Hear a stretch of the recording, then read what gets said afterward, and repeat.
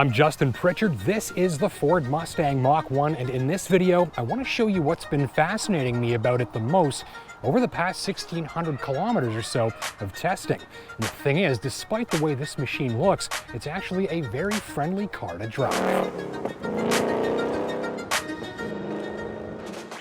It's the top performing naturally aspirated Mustang for this year. It's got a tempting array of technology, firepower, hardware, and style that's designed to put on a very serious show, or shall we say, performance, for its driver.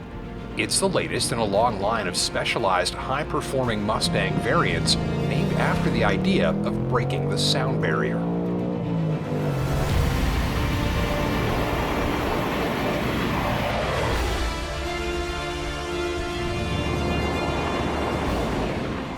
The thing is, and I find this so fascinating given the looks of this machine and the numbers on its spec sheet, it's actually a lot friendlier to drive than you probably think.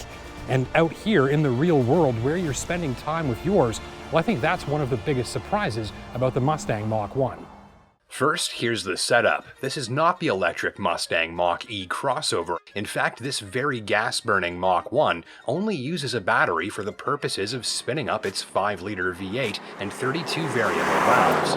A redline well past the 7,000 mark and some free-breathing hardware borrowed from the Shelby GT350 are good for 480 horsepower and 420 pounds of torque. That's tickling the magical 100 horsepower per liter mark.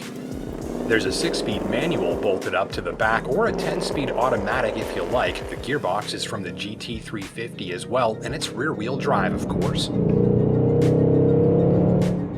This Mach-E's running a near-racing slick on 19s, complete with the big Brembo braking system. It's built to stop and go with equal ferocity.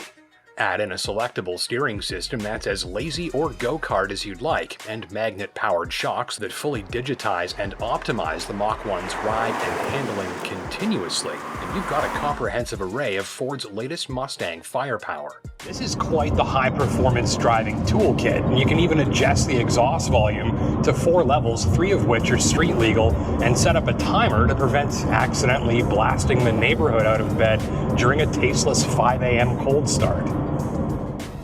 So this could be a tripping hazard for you, as camera guy James just demonstrated by almost tripping on it. I mean, look, it's not even up to the top of my ankle there.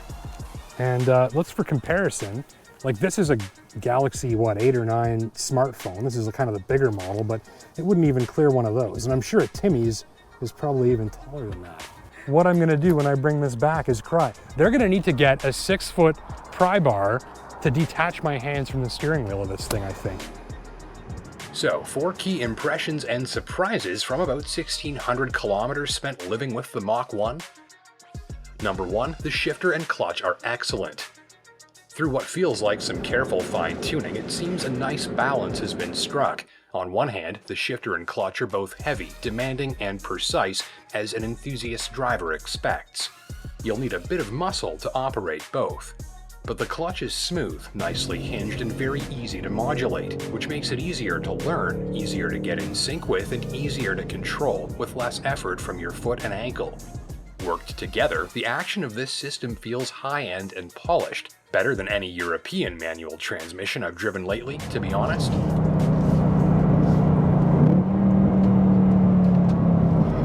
Oh, it's so good. Number 2, the visibility.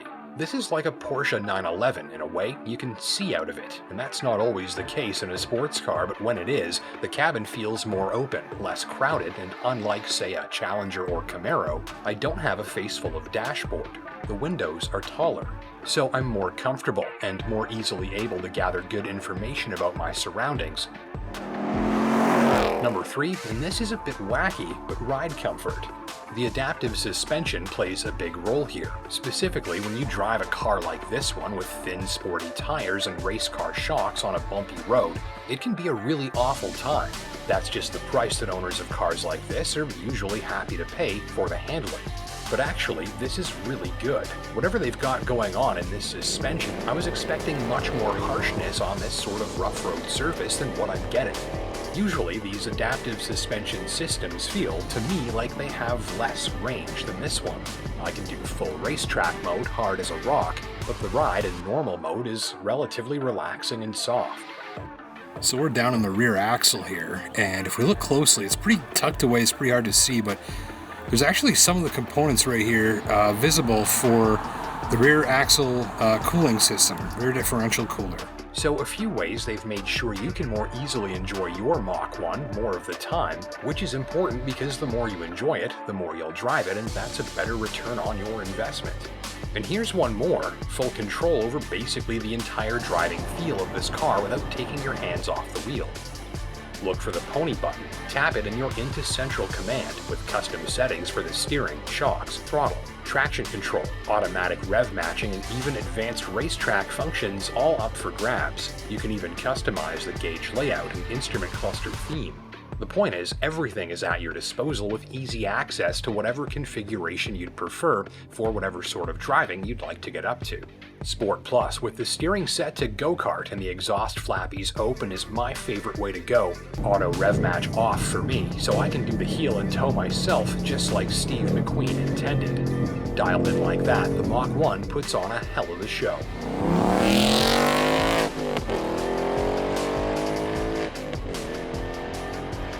There is a price to pay for all the theatrics, of course. That price starts around 65,000 Canadian, with my tester wearing another 10 grand worth of appearance, handling, and equipment upgrades, making it about 76,000 for the unit on your screen. And the tires can be noisy. The front splitter is a constant source of anxiety when parking if you're not used to front splitters. And when driven as intended, it puts away premium unleaded rather quickly. There's also the front suspension noise when parking and a tendency for these steamroller tires to try and follow every bump and crease in the road. That's typical race car stuff, really. So to sum it up, I think the Mach 1 is a compelling blend of hardcore sounds and sensations, complete with a surprisingly friendly side that'll help make sure you enjoy it as often as possible. This car gives you a lot of cool stuff to do, and you'll have a great time trying all of it.